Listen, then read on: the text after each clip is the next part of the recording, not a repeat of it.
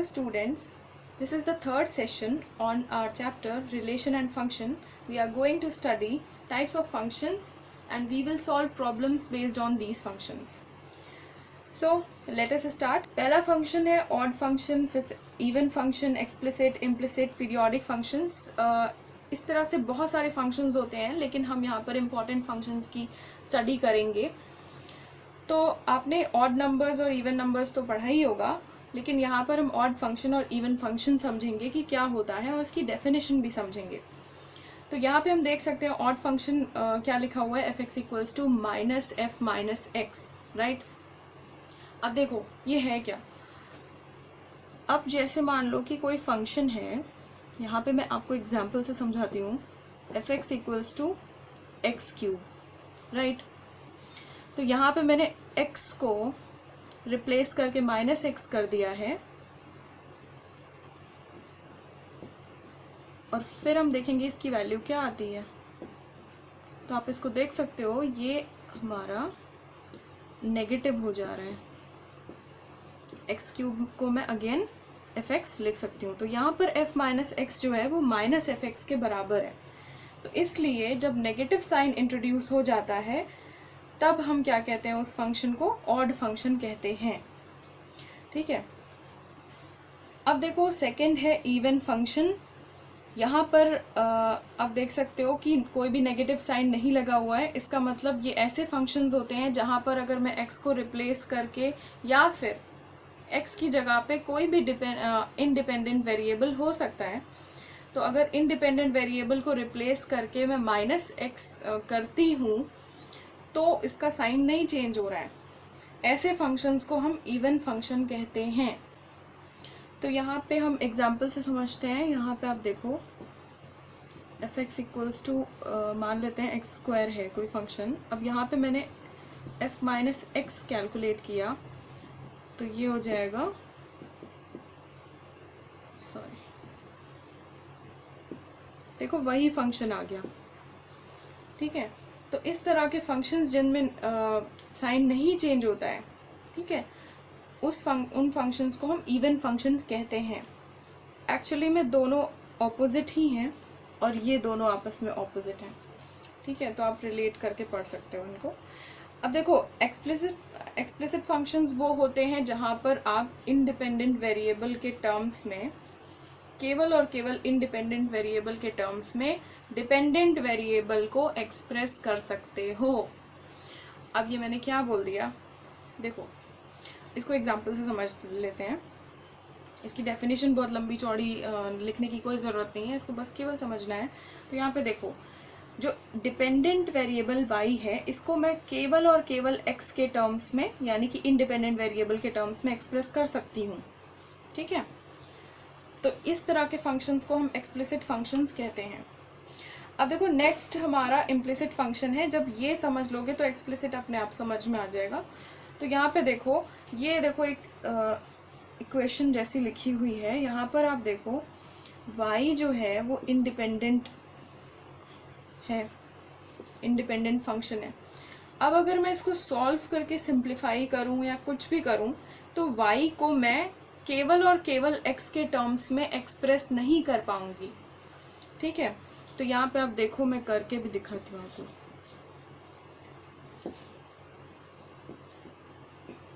अगर मैंने इस x क्यूब को इस साइड भेज भी दिया तो यहाँ पे आप देखो साइन का जो एंगल है उसमें y ऑलरेडी अवेलेबल है.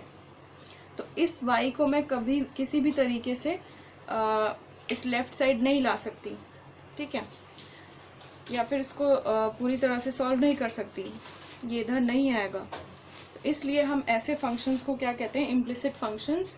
इम्प्लिसिट फंक्शंस में हम डिपेंडेंट वेरिएबल को इंडिपेंडेंट वेरिएबल के टर्म्स में सोलली एक्सप्रेस नहीं कर सकते.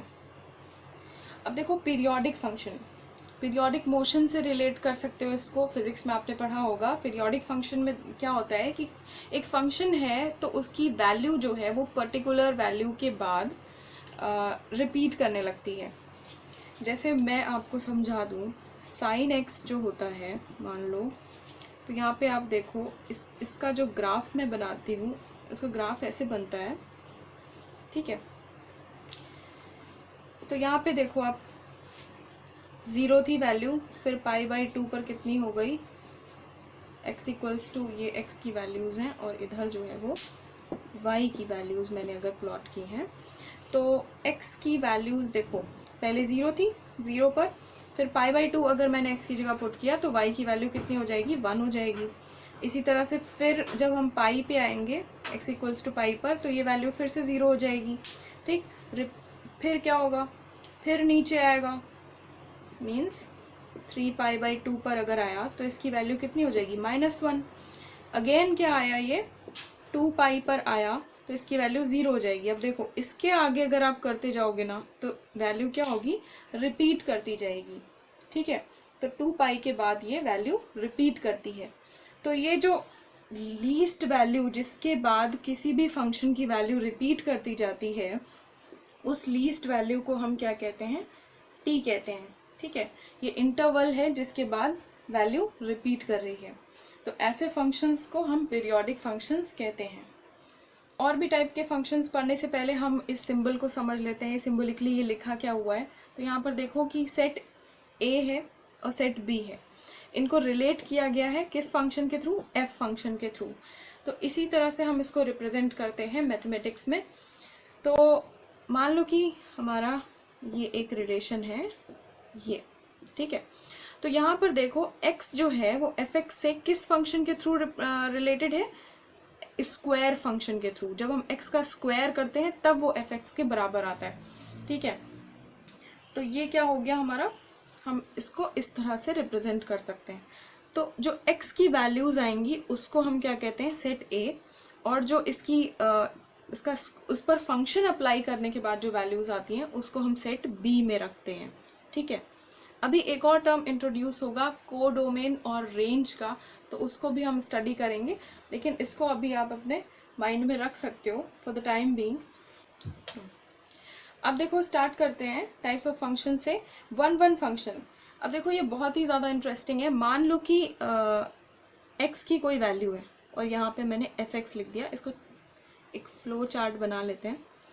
तो वन फंक्शन क्या होता है कि जब आप x की किसी पर्टिकुलर वैल्यू पर fx की कोई वैल्यू ऑब्टेन करते हो तो वो यूनिक होती है। ठीक है, यूनिक टर्म याद रखना। अब ये यूनिक से क्या मतलब है, यहाँ पर देखो अगर x की वैल्यू चेंज करोगे तो fx की वैल्यू डेफिनेटली चेंज होने वाली है। अगर x की वैल्यू वही रही तो fx की वैल्यू सेम रहेगी। ठीक है, और अगर मैं ये कह दूं कि यहाँ पर x की वैल्यू मैंने 1 ली तो यहाँ पर वैल्यू आ गई fx की 1। अगर 2 ले ली तो यहाँ पर क्या आ गई 4। अगर मान लो कि मैंने -2 ले ली और मेरा फंक्शन क्या था, fx equals to x square. ठीक है, तो 1 पर 1 आएगी, 2 पर 4 आएगी, -2 पर भी 4 आ जाएगी। तो यहाँ पर देखो इसकी दो वैल्यूज़ पर सेम वैल्यू आ रही है। ठीक है, तो यूनिक नहीं है ना ये, इसलिए मैंने ये कहा कि जो वैल्यूज़ होनी चाहिए वो यूनिक होनी चाहिए। तो ये जो फंक्शन है वो वन फंक्शन नहीं है। अब देखो यहाँ पर हम वन फंक्शन का एग्जाम्पल समझ लेते हैं। सपोज हमारा फंक्शन था fx is equal to 6x और x जो है वो रियल नंबर के सेट को बिलोंग करता है। ठीक है, तो यहाँ पर अगर x की वैल्यू मैंने 1 रखी तो fx की वैल्यू कितनी आ रहेगी 6, 2 रखी तो 12 आएगी। कोई भी ऐसी वैल्यूज़ नहीं होंगी x की जिस पर सेम वैल्यू आ जाए इसकी। अगर आप नेगेटिव रखोगे तो नेगेटिव में ही आंसर आने वाला है। तो यहाँ पर क्या है, आपकी जो x की इमेजेस हैं इस सेट में fx में, सेट B में, वो क्या है, यूनिक है। ठीक है, तो इस वजह से क्या हो जाएगा, ये वन फंक्शन हो जाएगा और इसको इस तरह से रिप्रेजेंट किया जाएगा। If x1 not equal to x2, यानी कि x1 इक्वल टू x2 नहीं है तो fx1 की वैल्यू जो है वो fx2 के बराबर नहीं होगी। अगर ये इक्वल है तो ये भी इक्वल होंगी। ठीक है, इस तरह से इसको रिप्रेजेंट किया जाता है। यहाँ पे ऑन टू मैपिंग है, यहाँ पर भी ऑन टू मैपिंग है, लेकिन यहाँ पर ऑन टू मैपिंग नहीं है। ऐसा क्यों, देखो यहाँ पर सेट B के हर एक एलिमेंट किसी ना किसी एलिमेंट से कनेक्टेड है सेट A में, और यहाँ पर भी B का हर एक एलिमेंट सेट ए के हर एक एलिमेंट या फिर किसी ना किसी से तो कनेक्टेड होना ही चाहिए, ठीक है। लेकिन यहाँ पर देखो सेट बी का एक एलिमेंट छूट गया, ठीक, ये किसी से भी कनेक्टेड नहीं है, तो इस वजह से ये ऑन टू मैपिंग नहीं है। और यहीं से इसकी डेफिनेशन मैं आपको बता दूं कि ऑन टू मैपिंग उसको कहते हैं जब सेट बी का हर एक एलिमेंट सेट ए के हर एक किसी ना किसी एलिमेंट से रिलेट कर रहा हो, ठीक है। तो ये है सर्जेक्टिव मैपिंग। तो यहाँ पर आप देख सकते हो कि अभी मैंने पिछला जो पढ़ाया है ऑन टू मैपिंग, उसमें एक एग्जाम्पल मेरा इस टाइप का भी था जिसमें तीनों ही एलिमेंट किसी ना किसी हर एक एलिमेंट से कनेक्टेड थे या डिफरेंट एलिमेंट से कनेक्टेड थे। तो इस तरह के जो मैपिंग होती है उसको हम 1-1 ऑन टू कहते हैं। अब देखो इसको 1-1 ऑन टू क्यों कह रही हूँ मैं, क्योंकि यहाँ पर देखो 1-1 भी है और ऑन टू भी है, क्योंकि एक तो पहला हर एक एलिमेंट की एक डिफरेंट या यूनिक इमेज है, जो कि टर्म मैंने यूज किया। और दूसरी चीज ऑन टू में क्या है कि बी का जो हर एक एलिमेंट है वो किसी ना किसी से कनेक्टेड है। तो दोनों कंडीशन यहाँ पर फुलफिल हो रही हैं, इसलिए मैंने इसको कह दिया कि ये 1-1 ऑन टू मैपिंग है। नाउ अब हम प्रॉब्लम सॉल्विंग की तरफ बढ़ते हैं। तो अब देखो यहाँ पर ये फर्स्ट फंक्शन हमको दिया हुआ है, हमें ये चेक करना है कि ये ऑड फंक्शन है कि इवन फंक्शन है। तो इसके लिए हमें कंडीशंस मेमोराइज करनी पड़ेंगी। तो वहाँ पे हमने ऑड फंक्शन में अभी जल्दी पढ़ा कि f यहाँ पर लिख लेते हैं। तो अब क्या करते हैं कि हम f माइनस एक्स को कैलकुलेट करते हैं पहले। तो ये हो जाएगा, यहाँ पे माइनस आप एक्स पुट करोगे तो भी वही आने वाला है, ठीक है। अब इसको मैं इस साइड ले आती हूँ, नो इश्यूज। अब देखो यहाँ पर इस माइनस को आप बाहर नहीं ले सकते, तो आप इसको टोटली इस फॉर्म में एक्सप्रेस नहीं कर पाओगे, ठीक है। तो अब हम चेक कैसे करें, तो यहाँ पर देखो पहले हम ऑड फंक्शन को चेक कर लेते हैं। तो ऑड फंक्शन में ये क्या होता है, अगर मैं इस माइनस एफ एक्स को इस साइड ले आऊं तो ये क्या हो जाएगा, तो यहाँ पर देखो आप ऑड फंक्शन को, तो यहाँ पर देखो आप ऑड फंक्शन को कैसे लिख सकते हो,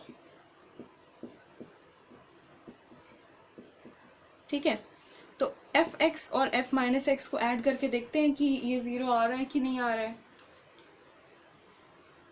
तो एफ एक्स और माइनस एफ एक्स को, तो एफ एक्स और एफ माइनस एक्स को ऐड करके देखते हैं कि ये 0 आ रहा है कि नहीं आ रहा है। तो यहाँ पे हमने क्या किया, इन दोनों को ऐड किया। तो यहाँ पे आप देख सकते हो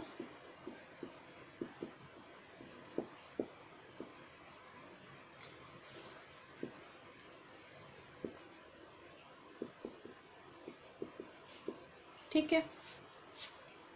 अब यहाँ पे लॉग की प्रॉपर्टी लगाओ,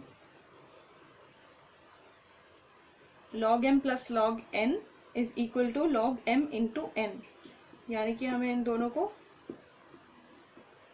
मल्टीप्लाई कर देना है, ठीक है। अब देखो यहाँ पर ये पूरा लॉग के अंदर है, a plus b a minus b, यानी कि ये क्या हो जाएगा, a square minus b square हो जाएगा। इसका आप ऑर्डर रिवर्स करके लिखोगे तो आपको क्लियरली समझ में आ जाएगा कि यहाँ पर ये फॉर्मूला लग रहा है। सॉरी, ये रूट हट जाएगा केवल,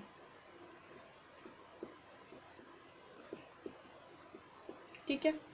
अब देखो यहाँ पे ये कैंसिल आउट हो जाने वाला है। अब log 1 की वैल्यू क्या होती है, मैंने पहले ही बता रखा है, log 1 की वैल्यू क्या होती है, 0 होती है, ठीक है। तो यहाँ पे आप देख सकते हो कि एफ एक्स और एफ माइनस एक्स को ऐड करने पर 0 आ रहा है, ठीक है। तो इसको मैं कैसे लिख सकती हूँ, ठीक है। अब इसको इस साइड भेजोगे तो माइनस का साइन आ जाएगा। इसका मतलब ये क्या है कि ऑड फंक्शन की कंडीशन को फुलफिल कर रहा है, इसलिए ये क्या है, ऑड फंक्शन है, ठीक है। तो अब देखो सेकेंड फंक्शन हमें दिया हुआ है ये, और इसको हमें चेक करना है कि ये कौन से टाइप का फंक्शन है, ऑड है या फिर इवन है। तो इसके लिए आप देखो क्या करोगे, वैसे ही अप्रोच वही होगी बिल्कुल। थोड़ा सा हमें बस सीखना है। f माइनस एक्स हम यहाँ पे निकाल लेंगे, तो यहाँ पे e raise to power minus x minus one plus x by two ये आ जाएगा। अब यहाँ पे इसको सिंप्लीफाई करो, तो इसको क्या लिख सकते हैं हम, ये लिख सकते हैं, सॉरी ये माइनस हो जाएगा।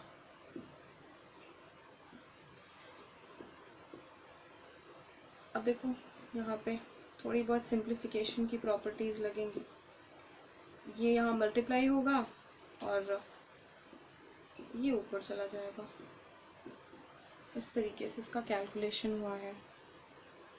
अब देखो इससे ज़्यादा हम इसको सिंप्लीफाई नहीं कर सकते, और इस तरीके से हमारा ये भी नहीं निकल के आया कि जो एफ एक्स है वो एफ माइनस एक्स के बराबर है या फिर माइनस एफ माइनस एक्स के बराबर है। ठीक है, तो हम फिर से वही अप्रोच लगाएंगे जहाँ जो हमने पिछले क्वेश्चन में लगाई, कि यहाँ पर हमने क्या किया, ऑड को चेक करने के लिए हम एक एक करके चेक करेंगे। एफ एक्स और एफ माइनस एक्स को ऐड किया, ये ऑड की कंडीशन हो गई। और इवन के लिए क्या किया हमने, दोनों को सब्ट्रैक्ट किया, क्योंकि इवन में क्या होता है आप देखते हो कि ये होता है, इवन में जब ये इधर आएगा तो सब्ट्रैक्ट हो जाएगा, सब्ट्रैक्ट होके क्या आएगा, ज़ीरो आएगा। तो अगर सब्ट्रैक्ट करने पर ज़ीरो आ रहा है तो वो क्या है, इवन फंक्शन है, और अगर ऐड करने पर ज़ीरो आ रहा है तो वो क्या है, ऑड फंक्शन है। तो यहाँ पर हम दोनों को क्या करेंगे, आपको मैं बता देती हूँ कि चलो देखते हैं क्या होता है। लेट अस सी, अगर मैंने इसको क्या किया, ऐड कर दिया तो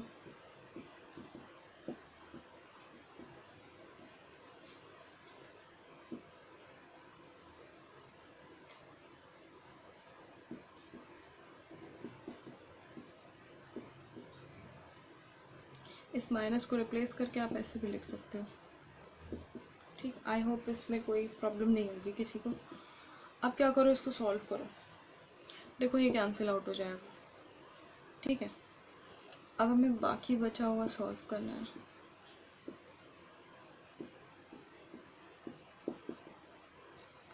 अब देखो यहाँ पे डिनोमिनेटर को पहले हम सेम करेंगे, अगर ये सेम नहीं हुआ तो हम ऐसे इसको ऐड नहीं कर सकते। तो यहाँ पर one minus e raise to power x को हम e raise to power minus one लिखेंगे, और तो साइन यहाँ पे चेंज हो जाएगा। तो अब यहाँ पे आप देख सकते हो कि ये ऐड हो रहे हैं, कहीं भी नेगेटिव साइन नहीं है, तो ये कैंसिल तो नहीं होने वाला। ठीक है, तो ये वाला तो हमारा ऑड नहीं है, तो इससे यही पता चल गया कि ये इवन है। लेकिन एक बार चेक कर लेते हैं कि इवन कैसे है ये। ठीक है, देखो यहाँ पर हम नेगेटिव साइन लगा के देखते हैं कि आता है कि नहीं। वैसे तो ऑड फंक्शन नहीं है तो इवन फंक्शन ही होगा, ऑब्वियस सी बात है। तो यहाँ पे देखो माइनस, यहाँ पे ब्रैकेट लगा देना, अदरवाइज आपको क्वेश्चन जो है वो फिर आप साइन नहीं चेंज करते हो तो गलत हो जाता है।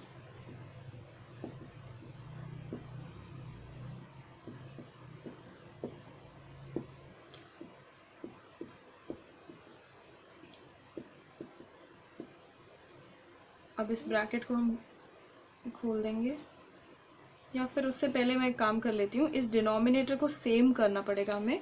तो क्या करेंगे, हम यहाँ से माइनस कॉमन लेंगे, तो ये हो जाएगा e raise to power x minus one, और माइनस जो कॉमन लोगे वो इसके साथ कैंसिल आउट हो जाएगा।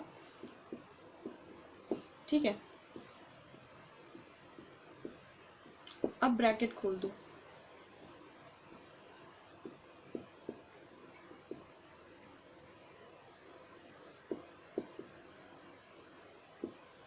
अब देखो यहाँ पर ये टर्म ऐड हो करके x हो जाएगा। ठीक है, और ये वाला टर्म जो है वो आ जाएगा इस तरह से। ठीक है, अब देखो यहाँ पर x को कॉमन ले लेते हैं,